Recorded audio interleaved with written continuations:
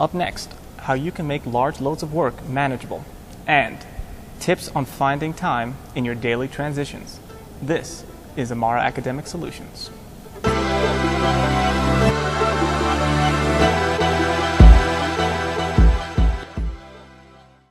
We've all seen the disorganized student that's always fumbling around, complaining about having too much work, and never actually doing any of it. Today's student really does have a lot to juggle. Between soccer practice, internship, statewide exams, and that English paper, it can easily become stressful and overwhelming. But by learning to manage your time and putting into practice certain techniques, you can become a much more effective student. Instead of trying to face large, intimidating walls of work, not knowing where to start, break it down into smaller, achievable goals and pick one to concentrate on. For example, don't get stuck thinking about how you have to study for tomorrow's physics test. Make a list of broken down objectives that can be made into a manageable schedule for a smaller time frame. It's a lot like making an outline. So first on the study plan would be to read through the list of topics that your teacher says will be tested, and beginning with the ones that will likely account for the most points, turn to the respective chapters in your textbook and begin working the practice problems embedded in the text. For those that you are unable to solve, turn to your class notes and read the relevant section of the textbook for an explanation. Afterwards, plan on applying what you've absorbed to some of the problems at the end of the chapter.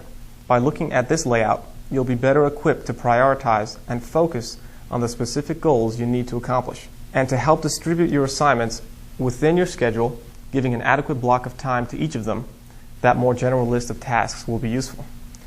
The more hectic your agenda, the fewer days you should forecast, about 3 or 4 days ahead for the busiest of students. As a side note, when following through with your study plan, make sure to cross off tasks once you've completed them. For a number of reasons, the mere act of crossing out what you've finished is gratifying and plays a role in maintaining your momentum.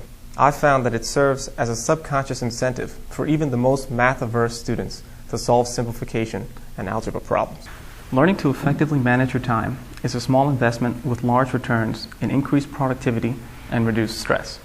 Part of this management is learning to set boundaries, particularly when regulating the amount of time spent on transition activities, like during the time it takes to ease yourself back home once arriving from school. This transition is often spent watching TV, on the phone, Facebook, and IMing. These media are all good for this transition, but they also make it easy to keep using them for longer than you should. As social media becomes more personal and integrated into our lives, it becomes more important to set limits of their use. Using a timer can help set these boundaries, discouraging you from watching more than one episode and encouraging you to continue reading until your scheduled reading block is up. I prefer an analog timer as opposed to a digital one, and recommend it to more visually inclined learners so that you can see the remaining amount of time. Don't think of it as being controlled by the clock so much as it is managing a resource, your time.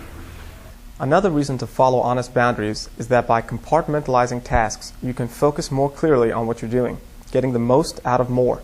Adhering to my schedule and not taking a break prematurely means that not only is my allotted study time more productive, but my time away from work is a higher quality, as I can fully enjoy going out with friends without a cloud of guilt hanging over me for not having completed an assignment or knowing I'm behind schedule. All of this may seem like a less organic way to study, but compartmentalizing your time is the most efficient way to maximize the value of each time slot.